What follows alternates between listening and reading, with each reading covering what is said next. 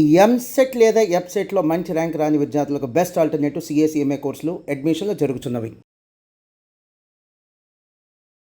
అందరికీ నమస్కారం. నా పేరు మాధురి. మీరు చూస్తున్నది సుమన్ టీవీ నెట్వర్క్. ఈ రోజు మనతో పాటు ఉన్నారు ప్రముఖ జ్యోతిష్య వాస్తు పండితులు నానాజీ పట్నాయక్ గారు. నమస్కారం గురువు గారు. శ్రీమాత్రే నమః.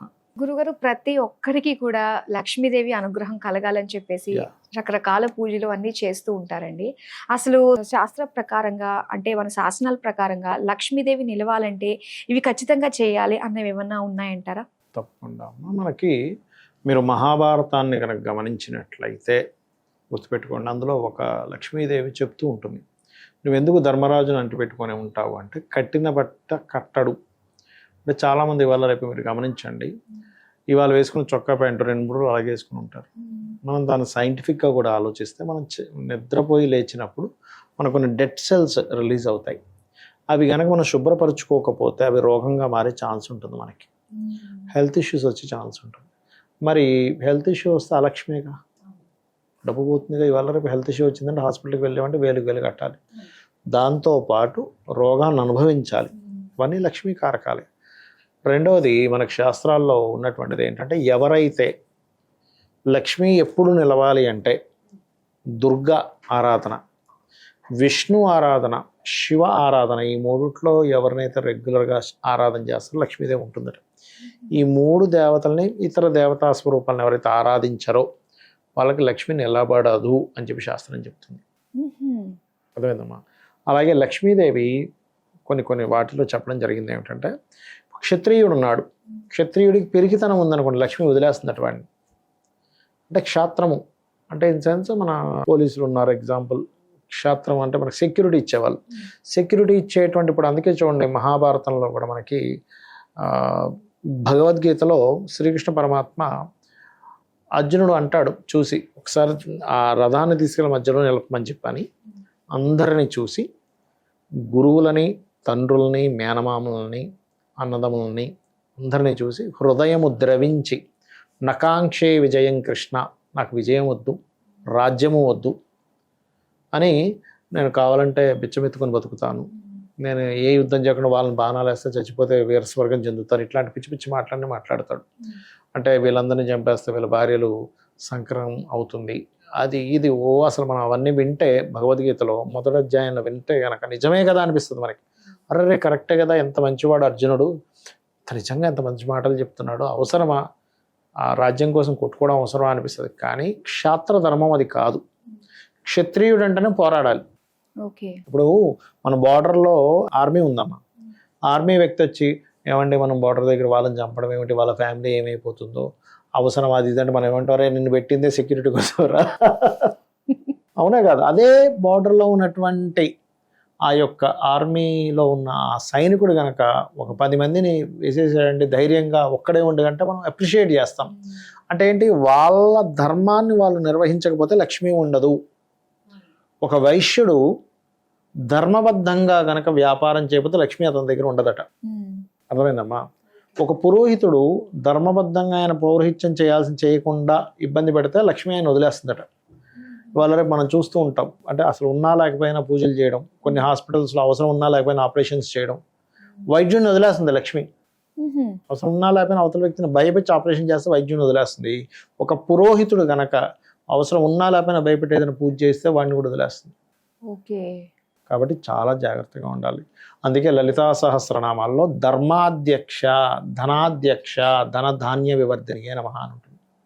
అంటే ధర్మానికి అధ్యక్షురాలు, ధనానికి అధ్యక్షురాలు, ధనధాన్యానికి అధ్యక్షురాలు. అంటే ముందే మాట వేశారు, ధర్మం అనే మాట వేశారు. ముందు ధనము వేసిన తర్వాత ధర్మం వేయచ్చు కదా అంటే ముందు ధర్మం, ధర్మంతోనే ధనం ముడిపడి ఉంటుంది. ధనాన్ని మనం లక్ష్మి అంటున్నాం. ఒక లక్ష్మి అంటే కేవలం అదొకటే కాదు, అన్ని అష్టలక్ష్ములు ఉన్నారు మనకి.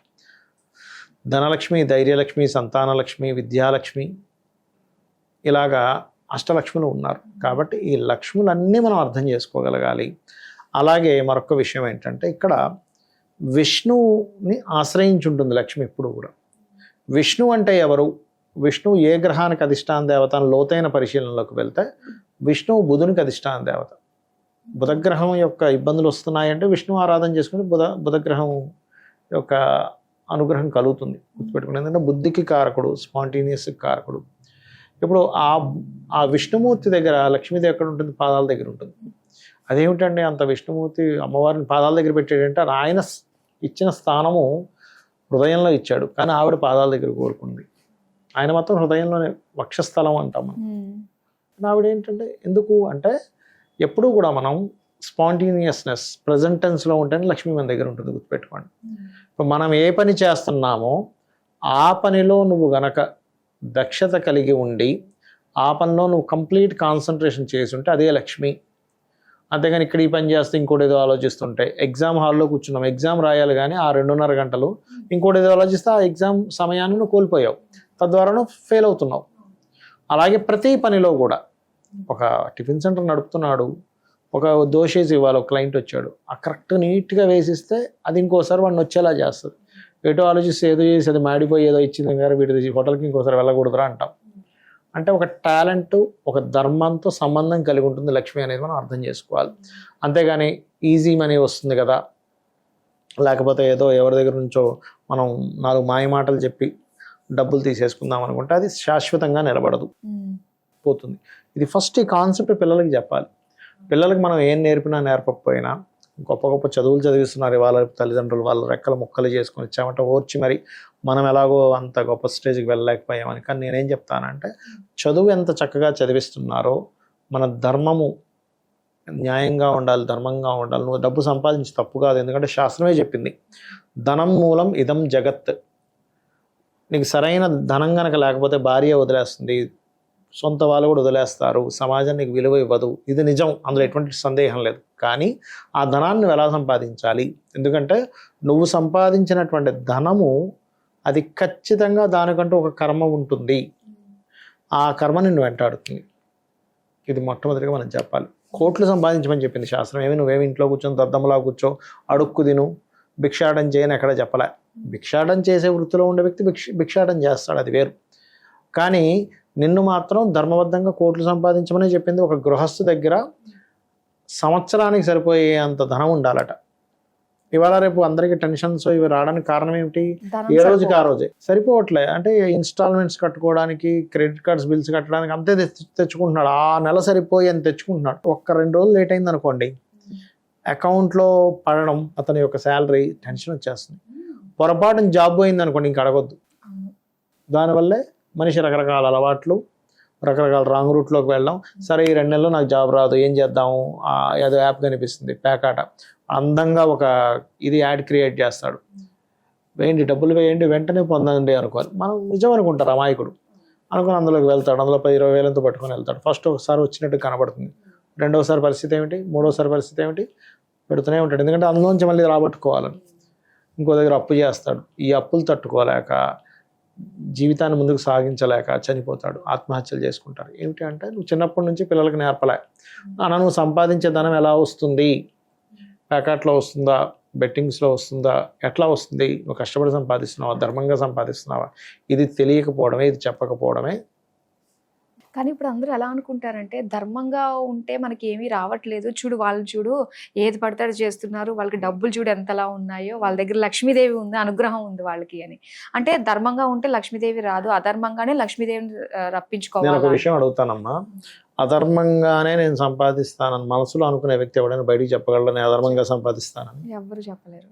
ఆఖరికి లంచాలు తీసుకుంటారు కొంతమంది, అందరూ తీసుకుంటారు నేను, కొంతమంది లంచాలు తీసుకునే వాళ్ళు కూడా ఏం చెప్తారంటే వాళ్ళకి రకరకాల ధర్మబద్ధమైనటువంటి రూట్లను క్రియేట్ చేసుకొని, అంటే అలాగా ఉదాహరణకి ఒక వ్యక్తి ఎవరో లంచం తీసుకుంటున్నారు, ఆ ఫ్యామిలీలకి కొన్ని బిజినెస్లు ఉన్నట్టుగా క్రియేట్ చేసి ఆ డబ్బులంతా వాటి ద్వారా మళ్ళించేసి ఇక మేము ధర్మంగా సంపాదించామని చూపిస్తారు.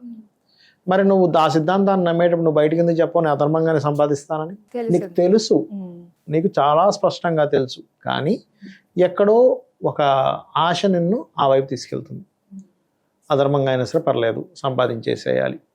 ఎందుకు అంటే సొసైటీ అలా మారింది. ఇప్పుడు అదనంగా సంపాదించేవాడి కోణంలో కూడా ఆలోచిస్తే సొసైటీలో ఈ వ్యక్తి మంచివాడని నువ్వు గౌరవం ఇవ్వట్లే, నీకు డబ్బులు ఉన్నాయని గౌరవిస్తున్నావు, 4 కార్లు ఉన్నాయి, 4 బిల్డింగ్లు ఉన్నాయని బాబా అవునా అని అతనికి మనం ఇంటికి రాగానే టీ ఇవ్వాల్సిన ప్లేస్లో ఇంకో 2 సమోసాలు పెట్టిస్తున్నాం, అలా కాకుండా లేదండి నాకు ధనం లేకపోయినా ఆయన చాలా ధర్మాత్ముడు, అబద్ధం ఆడాడు, లేకపోతే వాళ్ళ ఫ్యామిలీ రిలేషన్స్కి చాలా వాల్యూ ఇస్తాడు, ఒక అబద్ధం ఆడు, ఎటువంటి రిమార్క్స్ లేవు, మంచిది ఉంది, మంచి క్యారెక్టర్ ఉందని మనం ఎప్పుడైనా గౌరవిస్తున్నామా అంటే సొసైటీలో అది కనుక వచ్చిన రోజు ఖచ్చితంగా అధర్మ మార్గంలో ధనం సంపాదించాలనేది పోతుంది.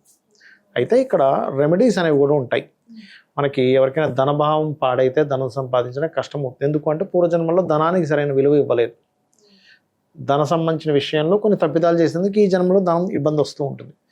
దీనికి శాస్త్రంలో ఓం సంపత్కరీ సమారూఢ సింధుర వ్రజసేవితాయే నమః, లేదా ఓం ధర్మాధ్యక్ష ధనాధ్యక్ష ధనధాన్య వివర్ధినియే నమః చేసుకుంటే ఖచ్చితంగా బాగుంటుంది.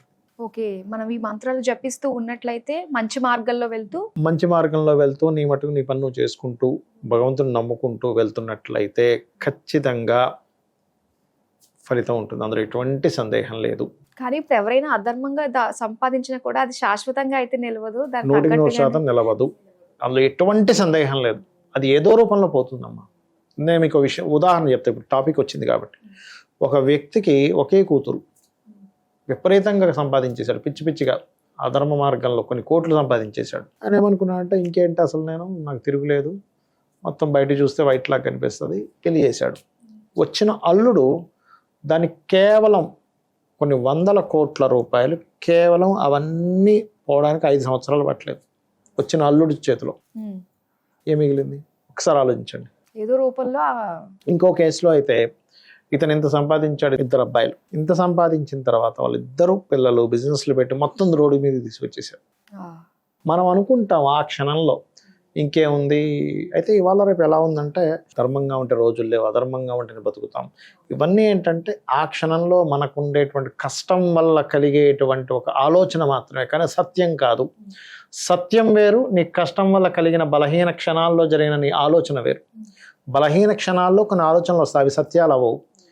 కానీ బలహీన క్షణాల్లో కూడా నువ్వు బలంగా నిలబడ్డమే సత్యం. ఇప్పుడు ఈ మాటలు ఏంటంటే ఒక కౌన్సిలింగ్ లానే అనిపిస్తుంది చాలా మందికి, వినే వాళ్ళకి నిజమే కదా అని చెప్పేసి. చాలా మంచి మాటలు మాకు తెలియజేసినందుకు ధన్యవాదాలు. శ్రీమాత్రే నమః.